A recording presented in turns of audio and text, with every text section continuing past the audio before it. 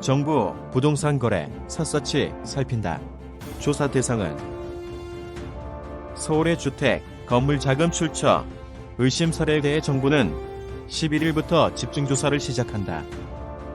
주 타깃은 서울 강남권과 마포, 용산, 성동, 서대문구 등 집값이 단기간에 많이 오른 지역이다. 10대 미성년자 A군은 서울의 한 아파트를 11억 원에 샀다. L군은 아파트에 세들어 있던 임차인의 보증금 5억 원에 본인 명의 예금 6억 원을 보태 매입 자금을 충당했다고 신고했다. 소득 출처가 불분명한 미성년자가 수억 원대의 예금을 통해 아파트를 구매한 사례다. 21억 원의 B아파트를 매입한 40대 한 부부는 자기 자금이 5억 원에 불과했다. 이 부부는 임대보증금 11억을 포함한 약 16억 원을 차입했다고 신고했지만 당국은 빌린 돈의 출처를 의심하고 있다.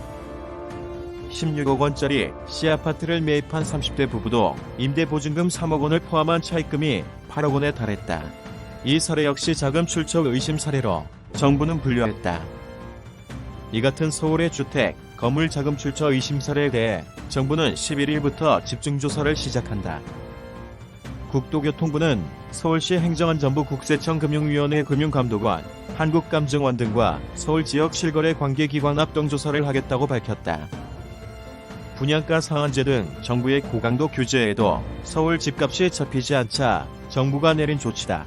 특히 정부는 이번 조사에서 서울 강남권과 마포, 용산, 성동, 서대문구 등 집값이 단기간에 많이 오른 지역을 집중적으로 조사할 방침이다.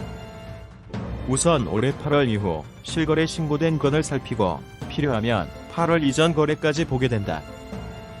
조사의 초점은 부동산 구입 자금 조달 과정에서 위법이나 편법이 있었는지 여부다. 매수자가 신고한 자금 조달 계획 중 정상적 자금 조달로 보기 어려울 정도로 차입금이 많이 낀 거래나 미성년자가 수억 원짜리 아파트를 산 경우 등이 대표적 사례다. 가족 간 대출 의심 거래 등이 또 포함된다. 업, 다운, 허위 계약 의심 거래, 편법 증여, 의심 거래 등도 모두 불법 여부를 판단할 계획이다. 위법 사실이 확인되면 관할 구청은 부동산거래 신고법 등에 따라 과태료를 부과하고 조사 결과를 내용에 따라 금융위원, 금감원, 행안부, 경찰청, 국세청 등 해당 기관에 즉시 통보해 조치를 요청한다. 이번 합동조사는 연말까지 이어지고 내년부터는 국토부 중심의 상시 조사 체계가 단계별로 운영될 예정이다.